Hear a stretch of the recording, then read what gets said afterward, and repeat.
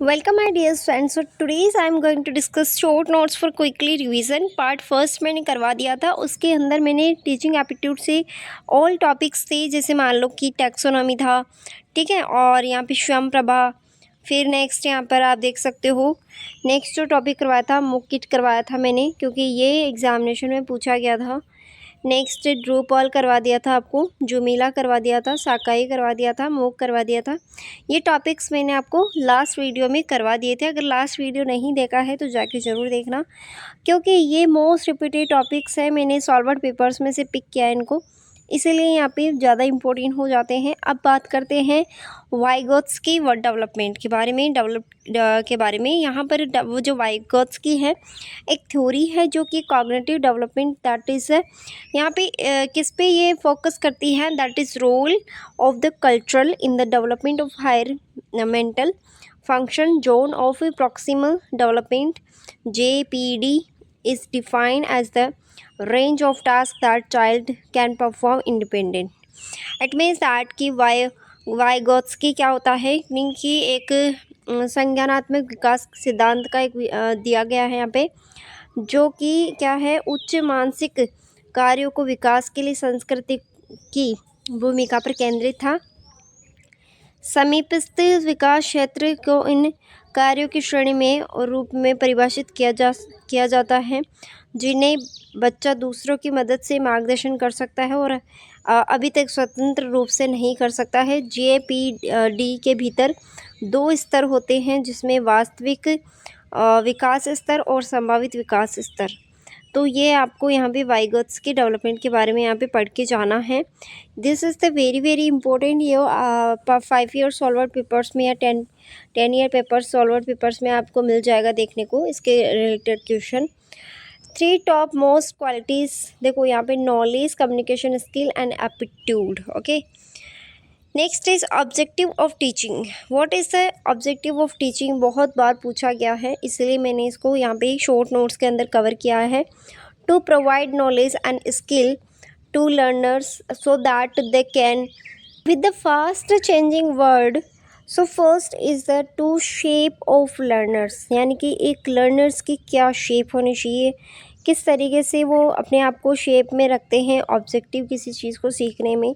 Nature of the students of all stages of learning, सभी stages जो learning अधिगम होता है उसके सभी यहाँ पे नेचर स्टूडेंट्स का देखा जाता है। To include value, moral and punctuality and discipline and in the student. Okay, तो यहाँ पर जो है ये सब कुछ देखा जाता है, इंक्लूडिंग वैल्यू, मॉरल, ठीक है ना। Develop a sense of the solidarity and brotherhood and teamwork, leadership. So यहाँ पे बोला गया है कि किस तरीके से जो है डेवलप करते हैं सेंस को ब्रदरहुड एंड टीम वर्क के साथ।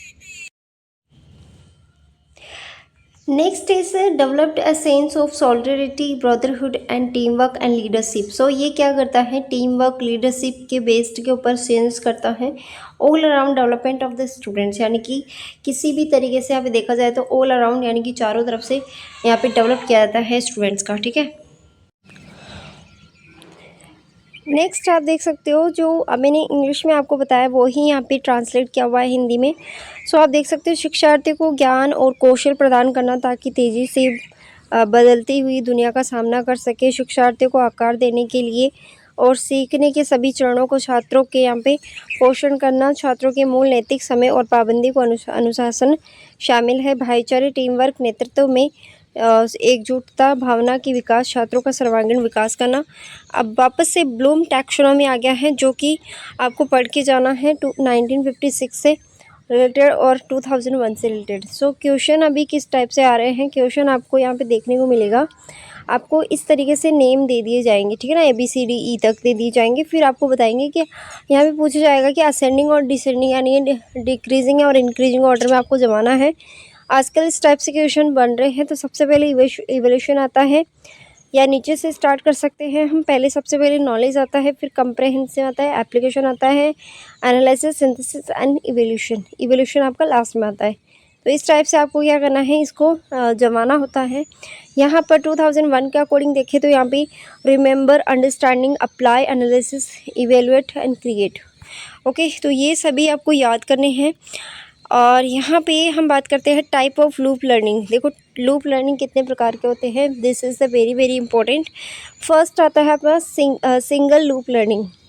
लूप लर्निंग यहाँ पे क्या होता है, learning that is a focus to correlating error within the existing framework without changing the fundamental goals or the strategies at a relative nature।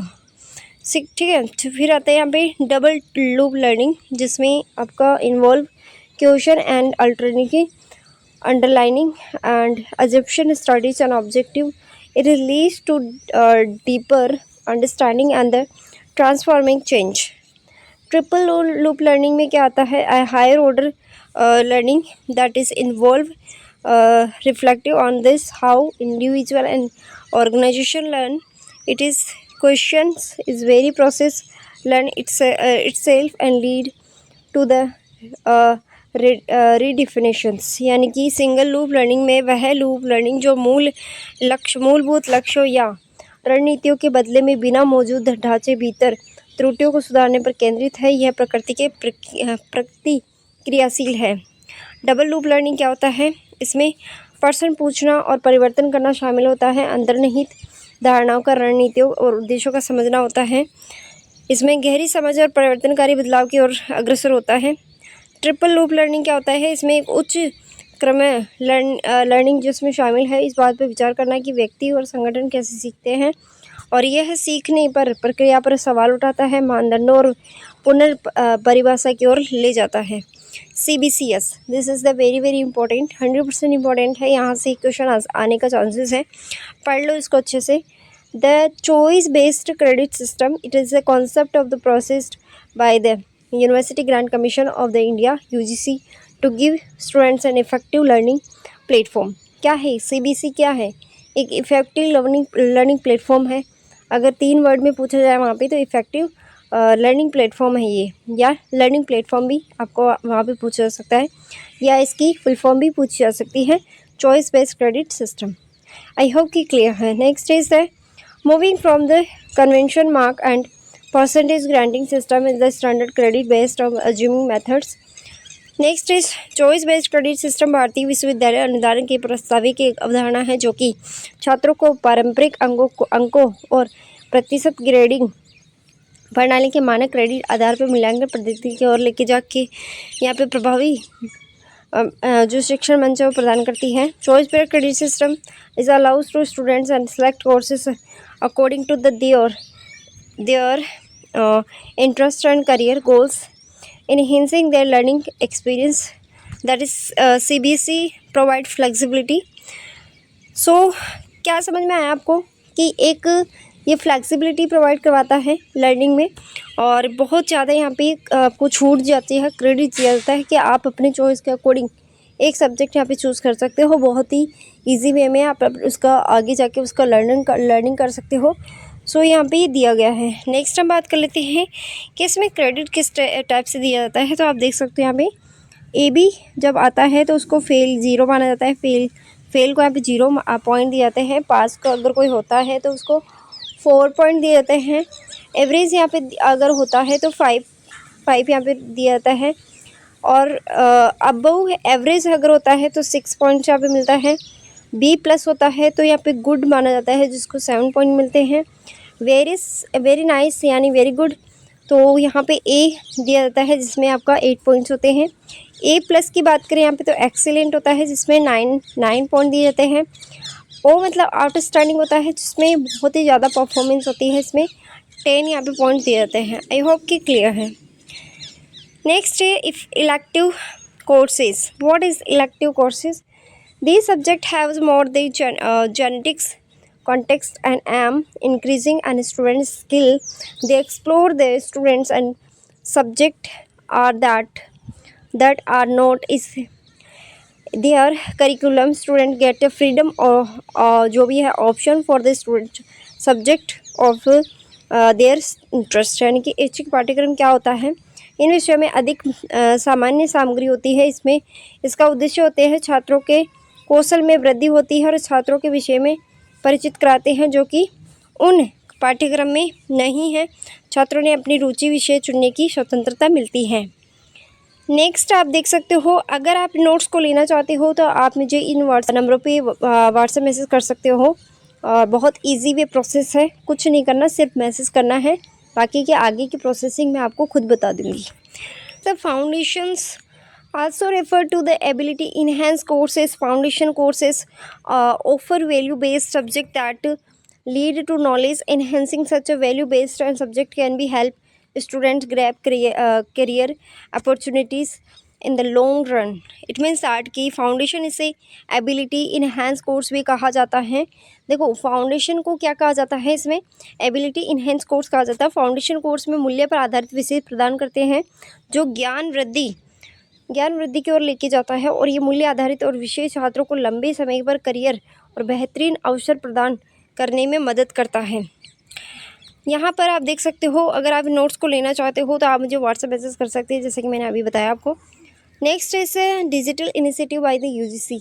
अब देखो अगर आपने ये टॉपिक मिस कर दिया ना तो मतलब 4-5 नंबर तो आपके गए, क्योंकि यहाँ से क्वेश्चन बहुत ज़्यादा बनते हैं। स्वयं से बनता है, डायरेक्टली स्वयं की आपसे जो है फुल फॉर्म पूछ ली जाती है, तो ये भी आपको ध्यान रखना है।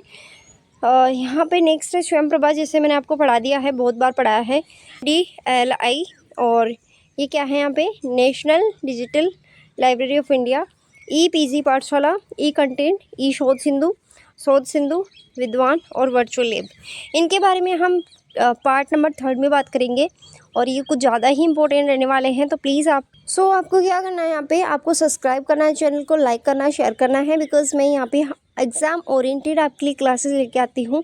तो प्लीज़ सपोर्ट करिए। Thank you so much. अगर आप नोट्स लेना है तो आप मुझे व्हाट्सएप में कर सकते हैं, जिससे मैं आपको मिलेगा notes, current affairs and solved papers, all material available. Thank you so much. मिलते हैं नेक्स्ट क्लास में।